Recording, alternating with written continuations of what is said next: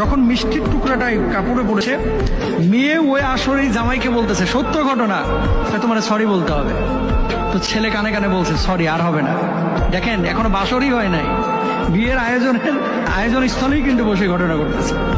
একবার সরি বলছে, কয় না 3বার বলতে হবে। 3বার সরি বলছে, কয় না সমস্ত মানুষের সামনে 3বার তোমার সরি বলতে হবে, না হলে কিন্তু আমি ছাড়তেছি না। কে বলতেছে? বউ বলতেছে, নতুন বউ। ভদ্রলোক এবার মাইক নিয়ে সরি সরি সরি 3বার বলেছে। বলার পর বলতেছে আমার আরেকটু কথা আছে। কয় কি কথা?